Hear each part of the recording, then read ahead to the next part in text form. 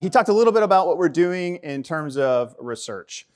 So what we've identified with our experience of conducting operations in Alaska is that while it tends to be a priority for the United States for some various reasons, there isn't a lot of cohesion or joint thought, a joint operating concept that says this is how we're going to accomplish getting things done from a strategic security perspective in the Arctic. And we're going to kind of talk through more of that here during the presentation. But there's our title there at the top, Defending a Melting Arctic, Aligning Joint Capabilities to Achieve Strategic Goals. And those strategic goals are captured in our strategic guidance documents that come out of our headquarters in Washington, D.C. We think that the DoD must do that list of things there, those 4 things. We need to update the DoD Arctic strategy. It's older than the other strategies, like the National Security Strategy and the National Defense Strategy. It's from 2019. The combatant commands that would utilize forces that are in the North, they need to create O plans and con plans on how they think those Arctic forces would be utilized. And then that would create the requirement to man, equip, train accordingly. We need to conduct joint combined exercises to then test those concepts. And then from there, reassess the current command and control. And really, that's an ongoing process. And that's, we talked a little bit about the 11th Airborne Division. If you've never heard of them or think, well, wasn't that a unit once upon a time in World War II in the Pacific? That's true. It's a very new division, and that's part of that restructuring to meet our objectives in the Arctic. So I'm going to just kind of set the table in terms of Army in Alaska. And the reason I wanted to do that is that when I was assigned to Alaska for the first time, I didn't know that there was United States Army in Alaska. I thought Alaska was a small island that's southwest of Mexico because that's how I had seen it on every map, coming up, right? No, there is Army in Alaska. And we've been there for a long time. So it was actually the United States Army that accepted Alaska from Russia in the purchase when that occurred back in 1867. And there's been a continuous presence of United States Army in Alaska ever since. It wasn't really till the 40s, though, that you see the structures that are there now, Fort Richardson, now Joint Base Elmendorf-Richardson, Elmendorf Field. When they broke off and became the Air Force, it became Elmendorf Air Force Base, and now we're coming back together. Fort Greely, Fort Wainwright, Eielson Air Force Base, all of those installations were established in the 40s as part of the World War II effort. Up in Fort Wainwright, Ladd Field was initially used as the transfer point when U.S. aircraft that were built in the lower 48 were ferried to Alaska and then handed off to Soviet pilots and then taken over into Western Russia and then to the front that way. After lots of reorganizations, and it's a kind of a boring minutia, but the structure has evolved and changed a lot over time till now the 11th Airborne Division. Alaska is utilized for training. Every year for the Joint Force, it is the largest training venue that the United States has, both airspace, ground, and maritime. So why do we have Arctic capable forces? Well, this is the strategic reason.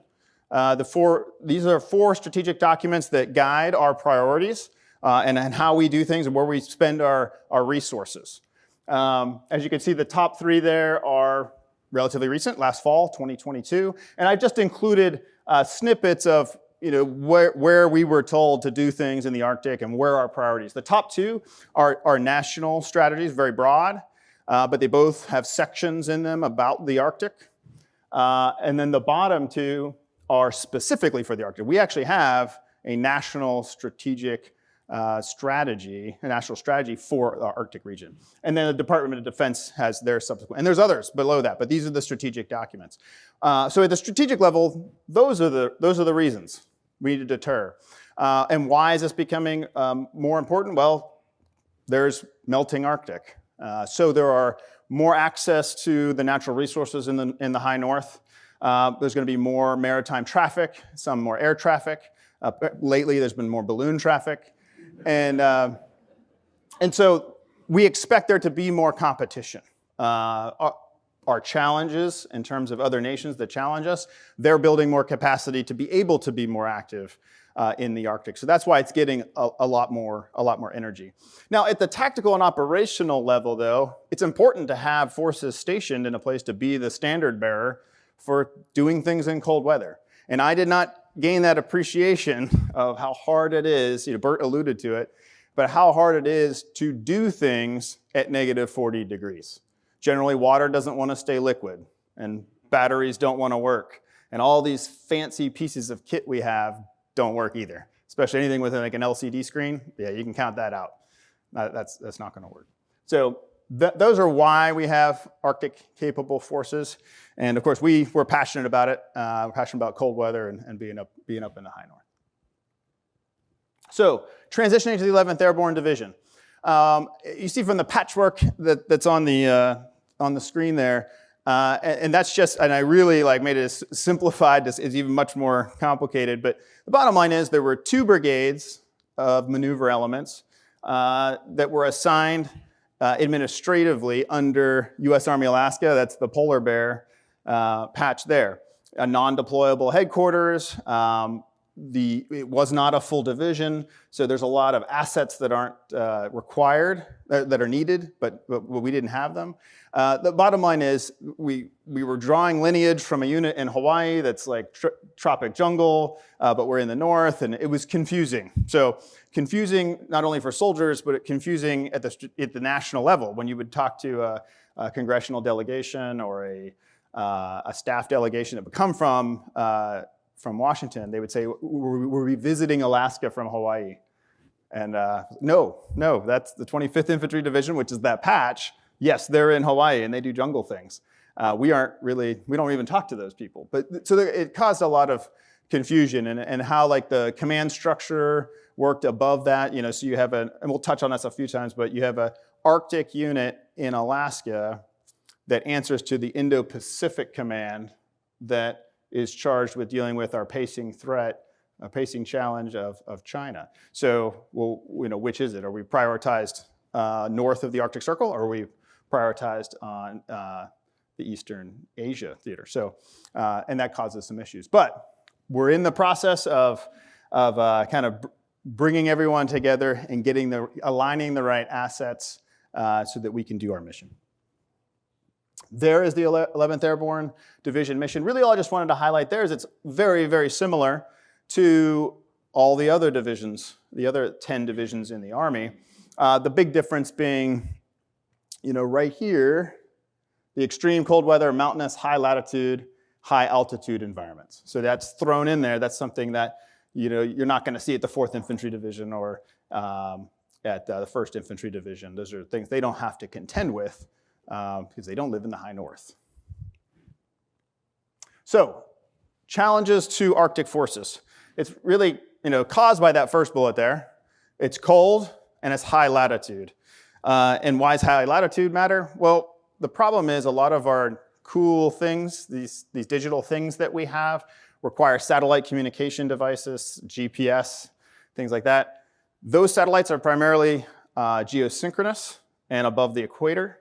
So we have a line of sight issue. So if there's a mountain, so we're aiming our antennas essentially at the ground to make that angle. And so if there's a mountain in the way, that's a problem. Or the wiggle of the satellite throughout the day, like it'll dip below the horizon, problem. So there's some challenges to just being at that part of the Earth. And then it also happens to be extremely cold in the winter, causing all kinds of problems. So in doctrine, there really isn't doctrine.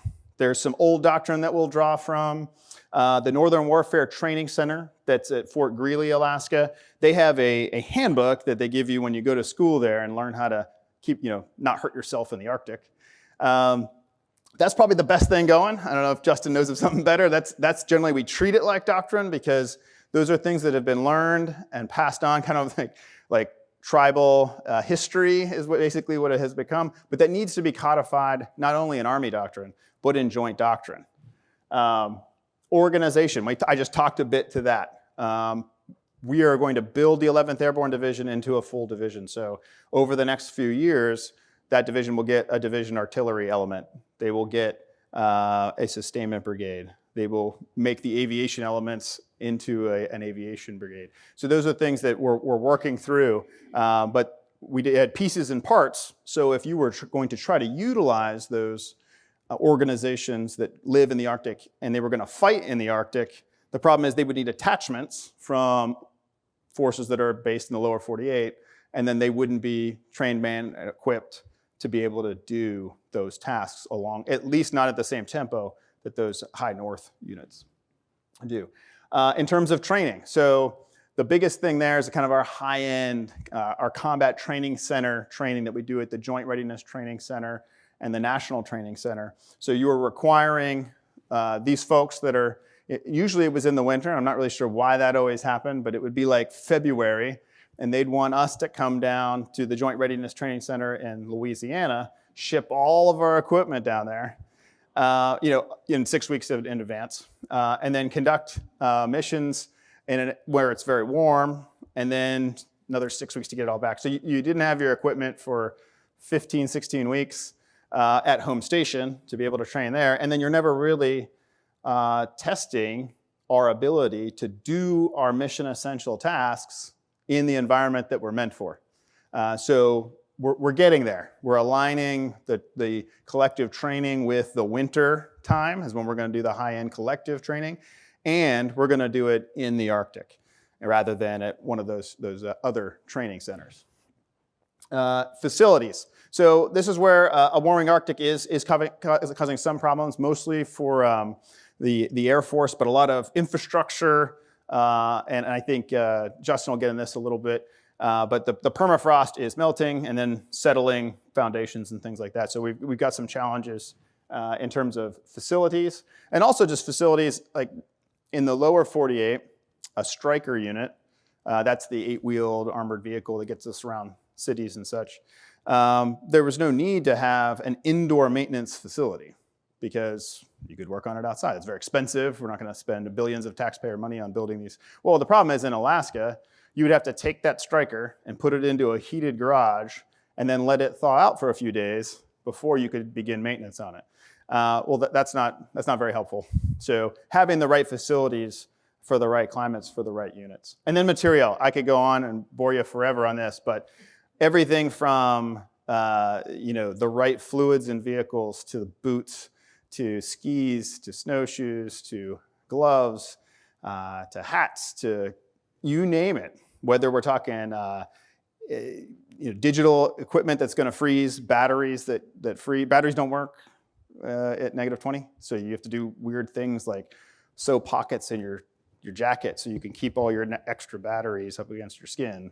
Things like just some unnatural things because our equipment isn't made to work in that environment. So the material list is very long, but going back to our research, until we codify a joint operating concept in the Arctic, have op plans that require those forces, and then connect those requirements to the services, are we going to get new authorizations and budgets to buy all the stuff and do the things that we need to do in the Arctic? Because we're all saying now that it's one of the, at least in the top 5 priorities in terms of conflict going forward in the future. And now, just to kind of throw it out there before I hand off to Justin, it looks like Finland and Sweden are going to become NATO partners. And in the winter, you have the most mobility in Arctic regions because of muskeg in the summertime. So there's always that possibility that we could be fighting alongside NATO partners in Europe in an Arctic environment. So with that, I'll hand it off to my esteemed colleague. All right, see, there we go. It's on. Good afternoon, everyone. It's glad to be here. Quick show of hands. Who's actually been to the Arctic region, Arctic Circle, or subarctic Alaska? I'm sure some of you. Okay, so this is where the experts actually are. So you can we'll figure that out in the Q&A. That'll come about. But like I mentioned, I've had 5 years of experience. I was a company commander there, and the experience is, I think, important to talk about as I go to the next slide here. Here we go. Because of changing times and really what the focus is. When I was a company commander from 2008 to 11, that included 1 year deployment to Afghanistan. And at the time, the question we were asking was, are we paratroopers that happen to just live in a cold place? And so we've got to use our own operations dollars just to buy the gloves and things we need, or when I was about to leave, it was like, or do we actually need to like operate here? Like, is this a theater of operation? And I went back as a battalion commander in 2020. That absolutely was the question that was being asked. And collectively, we are asking the questions, are we doing the right things the right way to meet our strategic goals, a stable, peaceful, cooperative Arctic?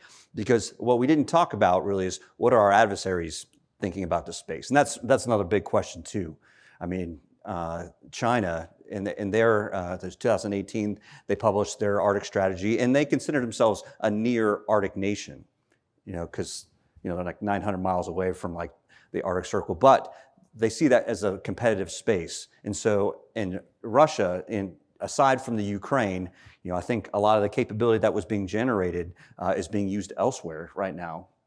But both those adversaries see themselves as the premier force there and are making plans. And while we were 20 years in the desert, they were building that capability. So that's why we feel like that's a compelling question for us. So the picture you got up here, a couple things, it reflects some of the environment. The top one, that's a D6 dozer inside the Delta River as we were attempting to build an ice bridge, which turned into an ice dam. And the bottom one, and that's February of 21 during Arctic Warrior 21 exercise. And then the bottom picture is some engineers doing not crater, but it was an airfield damage repair right in the Donley training area. So winter and the summer Arctic environments doing engineering operations. Well, what the important thing is, in January of 21, the Army was the last service to publish an Arctic strategy. And I would argue it really was just codifying what we were doing there and trying to play catch up. But some important words were said. Particularly, you can read there where it says, we're generating postures, trains, and equips our forces to execute extended multi-domain operations in extreme conditions. So that's the Army said it's going to do. And at this point, we're watching and seeing, okay, that's the audio. What's the visual saying? Are resources aligning to it? Is the joint force aligning to it? And that's really what we want to help try to identify and help communicate. And that matters particularly for engineering because, what you believe on climate change or not, the environment is changing, and the increased access, particularly in the maritime domain, we're seeing more access to fossil fuels, minerals, and there's just going to be competition over that space. And oh, by the way, projection of combat power. So that's why it matters. And infrastructure matters there. 70% of the Arctic infrastructure actually is in Russia now, and that could be at risk due to changes in the climate. But what do we need to do to make sure we can defend our interests? And that's going to involve engineers. So are there any engineers in the room? Okay, sweet. So you'll believe anything I tell you. So Army engineer capabilities that I'll focus on. There's really three things we provide: combat engineering, which that's mobility. How do we get somewhere? Counter mobility. How do we stop someone else from getting somewhere? And survivability, which really is about protecting the force. And then general engineering. So think of construction, base camp construction, roads, facilities, those expeditionary, and then lastly, geospatial, which we tend to tag team that with the intelligence branch, and they wrestle over who's really in control of that. But geospatial is important because intelligence matters when it has a place, and the ability to map it out and show it allows us to do military actions and operations. So that's what we provide, so as engineers. Some challenges here in the environment, the permafrost, we've talked about that point, but construction materials. Has anyone driven the Alcan Highway before? Okay, so if you haven't, yeah, that's a picture of the frost heaves. There, all right, there's a picture of the frost heaves, and you see how it just kind of is almost like water ripples there. I actually had to have my shocks replaced after driving from Alaska to Washington if I was going too fast. But that's just what has to happen. So think about water freezing in the ground, and how do you build something that is sustainable and is going to be there for the long term? And then what about using concrete? How do we provide the necessary base camps for our forces to operate in and out of? It's a lot harder. Admixtures, et cetera. And then there's the diversity of summer and winter. Most people, and we even use this incorrectly sometimes in our language, is Arctic is not a condition, it's a place, it's a region. but it's got summer and winter effects. The bottom right-hand picture is what's known as muskeg. So think of that like a swamp, but that all becomes frozen over, and you can drive over it with what we'd call snow machines or snowmobiles. And so all of the big rivers and water that's up there becomes avenues of approach, corridors for movement during the winter time. But during the summertime, that's one big obstacle. And so a lot of your movements canalize, and so those have counter mobility considerations. The picture that's in the bottom left-hand corner, that was our improved high excavator there, and we're just trying to build berms because it's really hard to dig a fighting position in a frozen ground, so you got to build up. But we were just testing out last winter of how do we construct counter mobility obstacles in a certain environment, and we found that we had about a 30% efficiency rate. So just think about how much longer it takes you to do something. And oh, by the way, like Stu mentioned, the last standards that we had for this were from the 1950s, 1960s. So some of the gaps in our military readiness is purpose-built equipment. The same material that I had in Alaska was the same that I had at Fort Bragg, North Carolina, to do the same exact mission when I was with the 82nd Airborne Division. And we put a little cover on the heater, and we call that good and winterization. So just think about it. That's some of the problems that we have. Second one, cold weather, lack of cold weather engineering doctrine. It just not there. And if you don't have the doctrine, it's hard to train soldiers on what the standards are. So we have to create it. Thirdly, just the institutional knowledge due to the rotational forces. If you've ever served overseas, it's like a 3-year tour, and you can extend maybe once. But just that rotation of forces, that knowledge gap goes away. And oh, by the way, when you have to train in California or Louisiana or deploy for a year, you missed a whole winter. And you can't make the false assumption that, I'll send forces to Japan, Australia, or somewhere else for a couple months, that you're ready to train in the winter. If you want to be able to train and operate in the wintertime, you got to train that all summer long. In Alaska, the training cycle starts 1 April and ends, 31 March? Did I get that right? Close to it. All right, public math. So that's the training cycle, so it's different. And oh, by the way, that doesn't align necessarily with the movement cycle either, people. So those are considerations. And then stovepipes and R&D. A lot of agencies and services are looking at this. The problem is no one talks to each other. So the Corps of Engineers that I'm part of, they've got our Engineer Research and Design Center lab up in Fairbanks with the permafrost tunnel. They've got great things. You've got the Armament Center, DevCom, that's learning how to create plastic explosives that won't freeze. But how does that intersect with forces that are actually training in the environment? So the integration is important. So let's go to the next slide here. Okay, so just tell you, what are we trying to do to bridge that gap?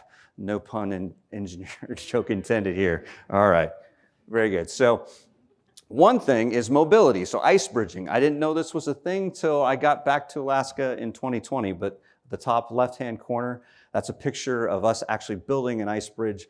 It was a lake, but really what we were trying to do is increase the thickness so we could have like 32,000 pounds move over it. And so if you think about putting pavement on a road, we're putting lifts of water instead of pavement and just freezing it over time and using pumps. Cold regions airfield damage repair. As a paratrooper engineer, that's what I do best is I drop equipment out of a plane and engineers clear of hazards, find craters, and make sure I've got a flight landing strip that I can land an airplane and the rest of combat power. We're seeing if we can do it. We're still debating whether that's a necessary capability we need, but that's what we're trying to do. One thing that's become very useful is all these frozen lakes are great helicopter landing zones in the wintertime, but you got to make sure you've got the necessary strength, ice thickness. So we will take core samples and send out engineer reconnaissance teams. Our team did that in Norway prior to an operation there with the Norwegian Army. And then that ties into what you see here on the right-hand side. One of my innovative lieutenants decided, hey, we can make an app for that. And so looking at different compositions of ice and a certain load, you plug in what the ice depth is and the character of the ice, and it'll give you a calculation of, yep, we can land 1,000 paratroopers plus some equipment on a frozen lake. So it's pretty innovative stuff. And then lastly is just counter explosive hazards training. So those are mine detectors you see there. It is very hard to detect any type of wires or mines, explosive hazards in the ground with even 2 or 3 inches of snow, and using the current technology that we have. Okay, and I'll quickly go over this. One thing that I think is working well to bridge the integration gap is just leaders talking to leaders. So engineers talking to other engineers. We built an ice bridge across the Delta River. It was roughly 1.2 kilometers. And we used ground penetrating radar as well as compaction with a dozer that went all the way across the river. We still have a lot to learn about hydrology and how we do that in an expeditionary environment, but it's getting better. And this is just really a clip from ERDIC, so the Engineer Research and Design Center's website. So it was a good thing. And still watching the video of the dozer going across the ice, even though it's 42 inches thick, still scares me. Okay, some way forward. So this is not necessarily engineer specific, but the 11th Airborne Division, you got to have an Arctic center of expertise. And that's something that I would charge that Stu's going to fix it when he gets up there. And I wouldn't say it's broken, but everybody's really busy and it's a capacity problem. It's, do we have enough expertise there? And I would argue across the Joint Force to make sure we're capturing the lessons learned, because only those that work in a cold environment understand it and can write about it, and then make sure we can train it effectively. We need to look at the commercial market and the civilian market more. Who's watched Ice Road Truckers? I mean, they know how to do this stuff. But right now, you've got battalions who are worrying about all sorts of things at the tactical level, also trying to reach out to these organizations to get that technology and that learning. That has to happen at a higher level, and that gets to my next point. Is I would argue the services are doing a great job of trying to move the ball forward in this, but it's not done in an integrated way, and we haven't decided how we want to fight, how to compete and fight in this environment as a joint force. And out of that will fall out critical joint capabilities. And I think we asked the question of what more do you need? Well, the real question is that are not in the strategies now is, what do you want us to do? I think we've got these strategic ideas of peace, cooperation, stability, and yeah, the military needs more presence. But what do you want us to do or be able to do across the competition and conflict spectrum? Because the form should follow the function there.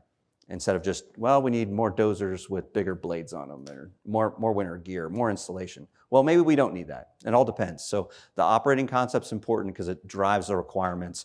And the last point there is there has to be a modified MTOS, the Modified Table of Organization and Equipment. So we need purpose-built equipment there, and there's got to be bottom-up refinement from the force, but they need some help from the Pentagon and the services, and particularly the combatant commands of what are those requirements, and we have to have funding for it. And it incremental is okay. The good news is in the POM for I think it's even for this year, there's actually now funding for gloves and skis and snowshoes. Alaska's getting that, but before they had to get it out of hides. So it's happened slow, and I would argue it's probably not going to matter until something big happens in that region. And understandably, the focus is elsewhere, but just stuff to consider. So, all right, so we've saved the best for last. So Sarah's got a great video and presentation to tell you about the people that do this all the time, the National Guard. So. All right, thank you, Justin. All right, good afternoon, everybody. We're gonna go back this way. We're gonna start off this way. Now I've got heels on and we're walking now, so this is a change in my game plan, but we're gonna make it work. Okay, so as he said, my name is Lieutenant Colonel Sarah Witt. I'm from the Minnesota Army National Guard, and yes, it is always cold there, except for the month that we call summer. That's like August. And then it's hot and muggy and disgusting. You kind of wait for it to be winter again.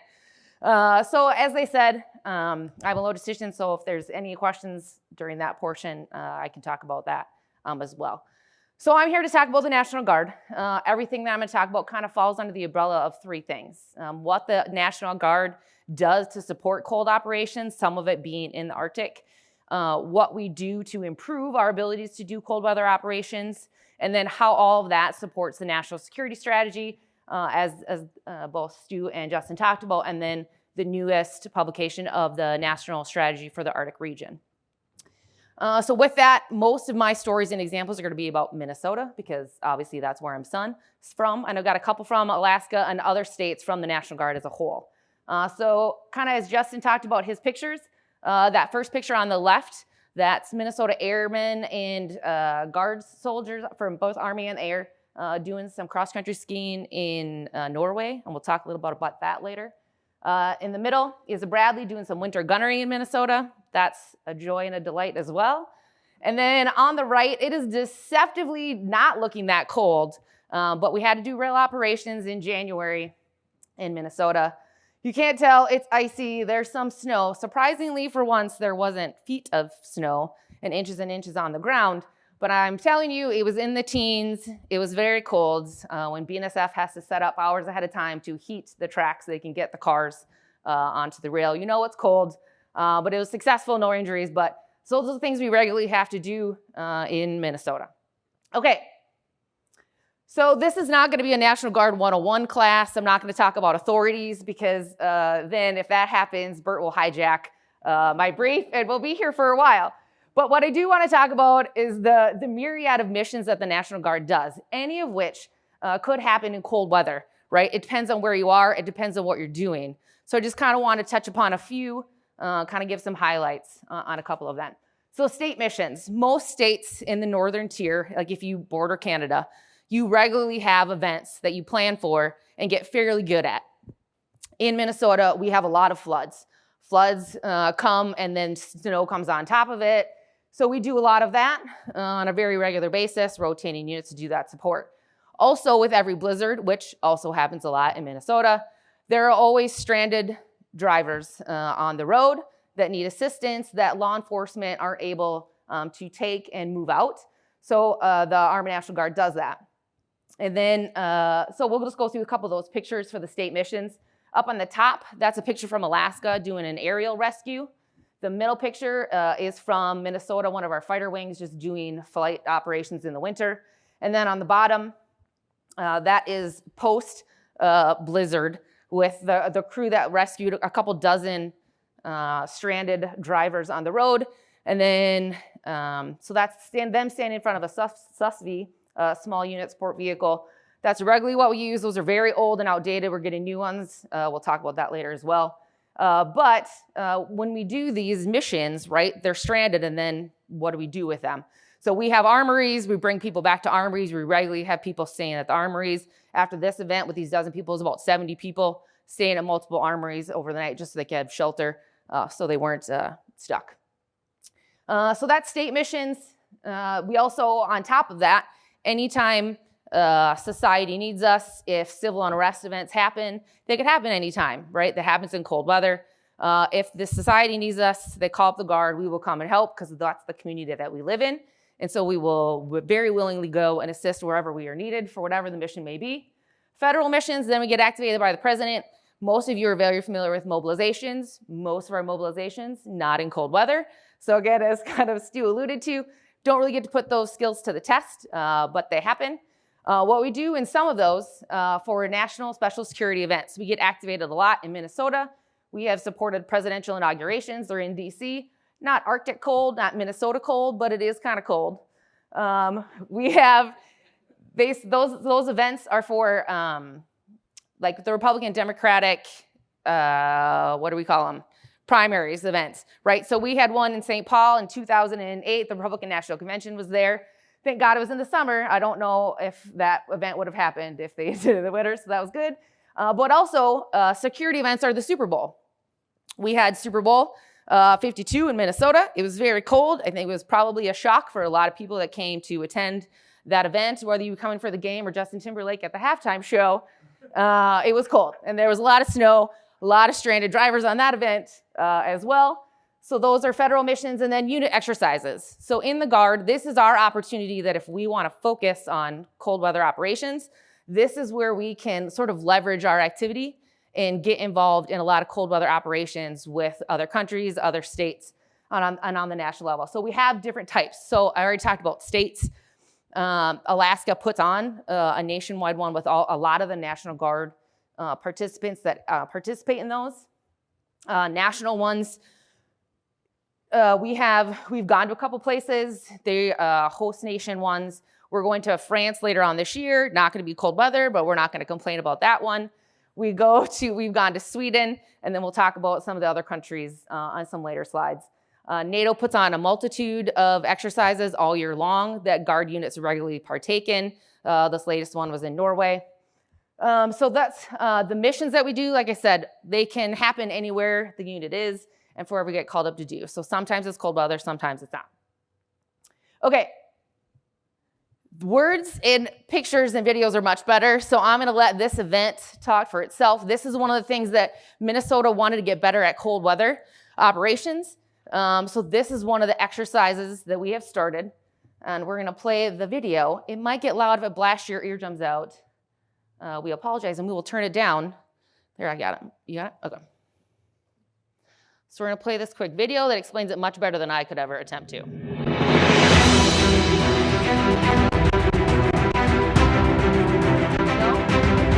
All right, hold on.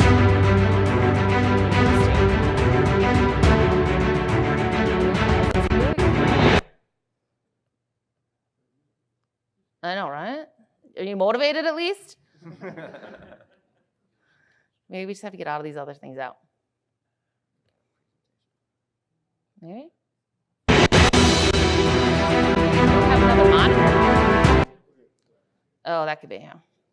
Oh, I thought you did not get out of presentation mode? All right, here we go. I thought you clicked out of it. I apologize.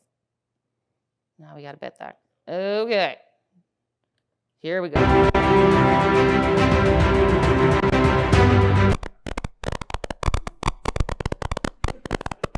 No? This is my mic. Am I too close? I'm going to go over here.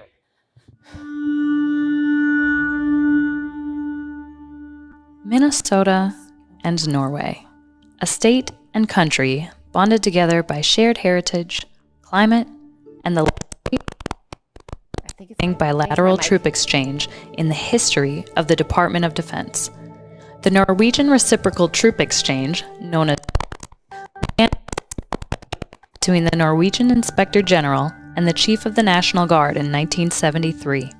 They shared best practices about each nation's training operations and equipment to improve their own organization. But at its core, this would be an opportunity for Norwegian and American troops to form bonds of friendship across the Atlantic, creating an international partnership on a partnership that would last for the next 50 years.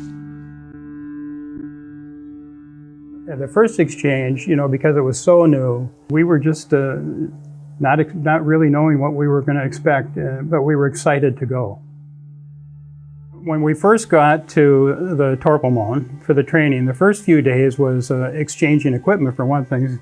We got rid of our American uniform. We had their skis and their poles and their pants. And then we started some rifle training, shooting an AK-47 because that was the NATO weapon. And then starting to learn how to ski a little bit on some smaller hills because some of the guys had never skied before, of course. I'm sorry, what are you doing in the snow? Taking a bath. I didn't get one this morning. I had never skied growing up in Minnesota. So, they're like, oh, it won't be no problem. We're going to teach you how to cross-country ski. It was more like downhill ski in Minnesota, being in those Norwegian mountains. I was constantly falling.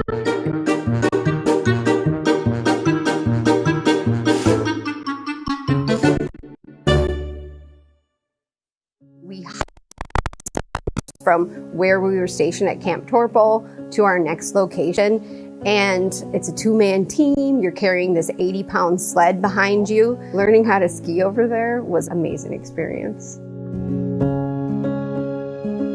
The most important thing is to learn people to live outside during the winter. It's completely doable to stay outside, although it's cold, snowy and stuff. Learn how to ski, learn how to survive in a tent, learn how to put up a tent during wintertime, learn how to dig snow caves, live in snow caves. So this is the snow cave that we're doing. This one, there's going to be 4-man in there. It's about 5 to 6 degrees warmer in here normally, is what we were told. And then once you get a couple bodies in here, it'll go up a couple more degrees as well. I'm really glad that I got selected to do it, because this is definitely a once in a lifetime. And coming out here skiing, I stopped several times to look back and just take a break, just to look at, the scenery, and just being able to see that and actually work with other troops has been a good experience. This is the 12th year of the Norway American Guard Exchange, where members of the Norwegian Home Guard have come here to Minnesota to train at Camp Ripley and to get an idea of what Minnesota is like. The Norwegian RRF that comes to Minnesota, receive for training, is basically individual soldier skills. We do bring in local law enforcement to do some asymmetrical threat operations to a very limited degree.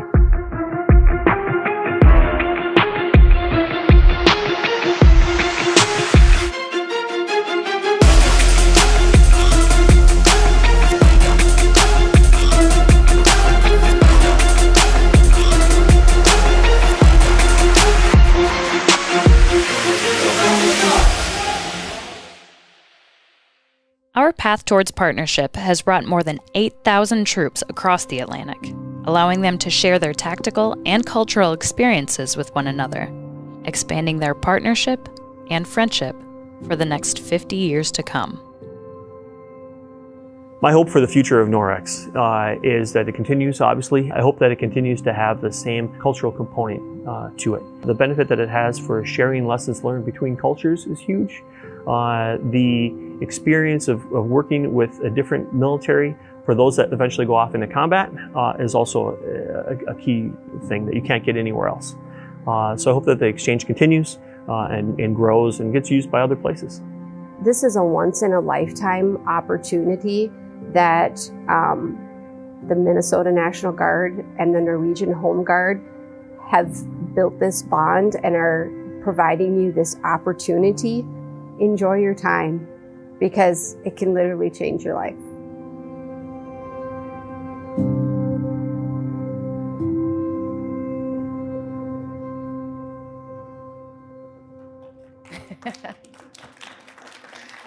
Thank you. I know that wasn't me. It looks a lot like me, probably sounds like me too. I swear it's not. I know her though. Okay, so now we're back to this. So before I get off this page, so as they said, this is literally the 50th anniversary of this event. So we've had a long time where we've been supporting one of the national security strategies objectives of strengthening our relationship with our partners and allies. So we have a very strong one in Norway, but up to this point, it's kind of been unofficial, right? This was built on a handshake. There was no real national connection between us and Norway. It's all just kind of a thing we've done, and it's been a good time, and we've learned lots of stuff, so we figured we'd keep doing it. All right, so what we've done this year is we've officially moved into and become and joined into the state partnership program. So what happened is, this is all very recent, 4 February of this year, we had an event at the Minnesota State Capitol where the chief of the Norwegian Guard, which is who we do the exchange with, came to the Capitol. We've had the governor and our adjutant general all met up. We signed an intent letter that we were officially going to become partners. So then, just happened on this past Wednesday, on the 15th of February, on the 50th anniversary, all of the players met in Norway. And so we had the chief of the National Guard Bureau, once again, our adjutant general, and then the Norwegian chief of the defense was there for the signing, and we officially became state partners in the state partnership program. So how is the state partnership program different than what we've already been doing? Isn't it kind of the same thing? Well, the state partnership program is much more official, right? There's documents signed now between our state and their country. We are officially, the state partnership program is a National Guard Bureau program that gets funding. So now it's on a much higher level. It's much more sort of standardized on how we do things. But basically, the state partnership program does the same objectives. It makes the states and the nations do training together. You share lessons learned. And the biggest part of it is that sharing your cultures, getting to know each other, and strengthening that relationship that builds to build your alliance of partners up. It's kind of referred to as a very low-cost, high-payoff activity program, whatever you want to call it. The whole program costs $40 million a year. That's not a lot when you think about it. Covers 1,000 events, over 1,000 events a year between the states and territories. So you got 54, all the states, Washington, D.C., and the territories, with 100 nations is what we currently have assigned to. It started off with 13 countries, and now we've grown to 100 nations. So it gets us a lot done. We covered the globe. We'll cover that on the next slide. So you've seen how Norway and Minnesota have evolved our relationship to get to this point. But the best example of how this program meets the objectives, if you look at the relationship between the California Guard and Ukraine. So you might have heard some stories in the news about it, but they've had a relationship for 30 years. And what happens is when a crisis happens in a country that we've partnered with, we're generally the first ones that get the phone call. Because when a crisis happens, who do you call? You phone a friend, you call a trusted ally that can help you, right? So Ukraine and President Zelensky and them had a relationship with California Guard for 30 years. So where's my thing? So this is the tag of California. He got some of the first phone calls out of Ukraine saying we need help, and this is the list of the things that we need. And so they were able to communicate that up to the Department of Defense, and we were able to hurry up and get those things going. What I find funny and entertaining is that this is President Zelensky pre-war attire, so it's hard to recognize him in that attire. But anyways, I digress. This is a visit with him again with the California tag.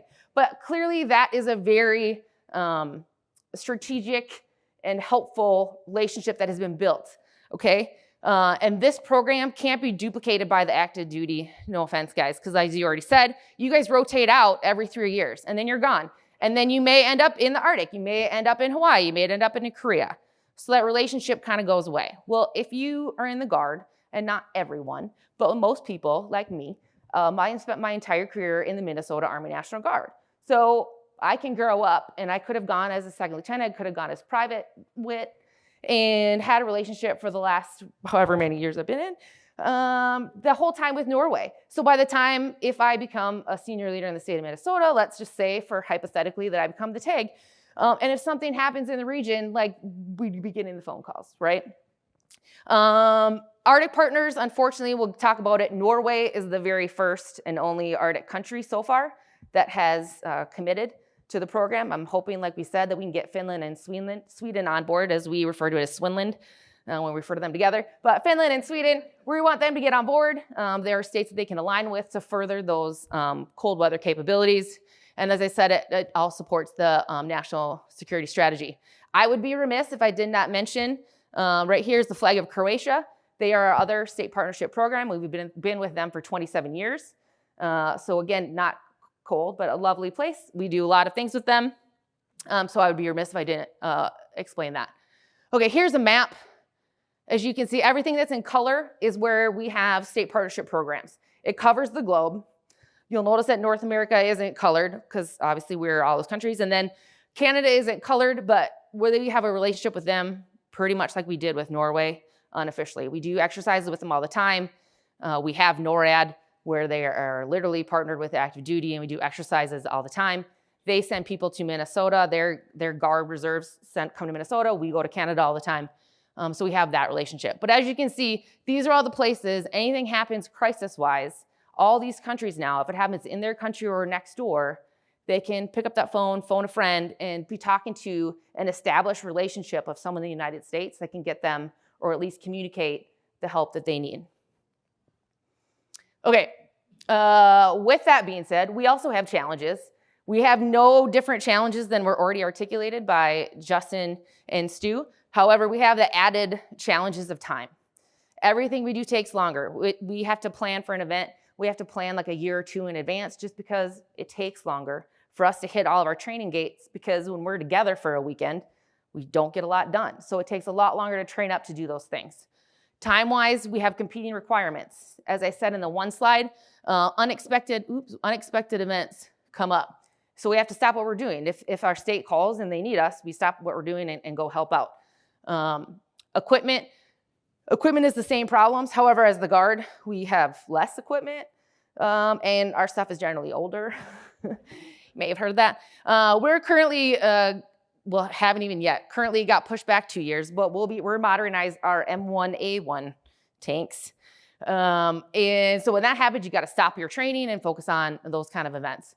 So those are the challenges, but in the Guard, we're trying to get after those challenges. So what we did is we started the National Guard Arctic Interest Council.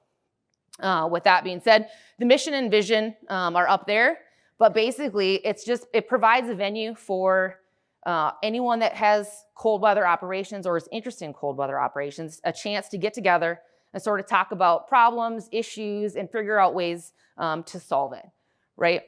So what happened is the last meeting was in January, and it just coincidentally happened to be in Minnesota.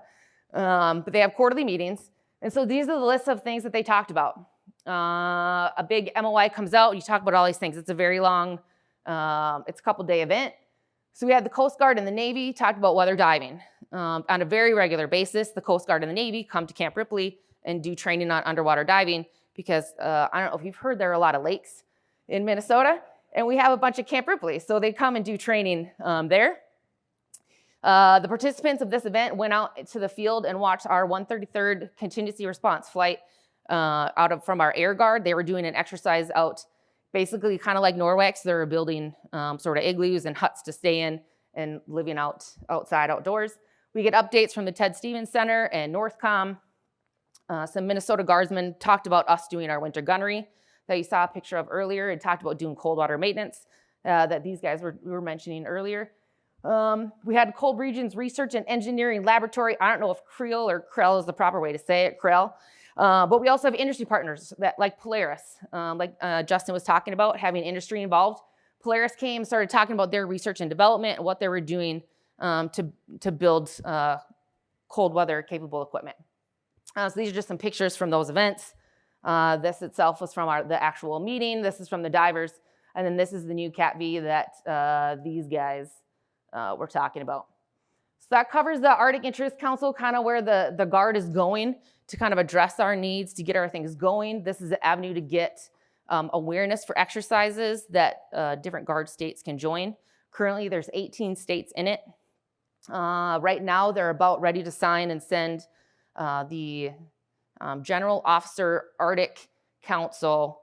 It's going to be an advisory panel that will report to the Chief of National Guard Bureau, that then will report directly to the Joint Chiefs and get the National Guard things that come out of this meeting up to that DOD level. That is a wrap for what I have. I'm going to hand things over. I don't know if we're going to hand things over to Mike or to Bert. Okay. Thank you very much.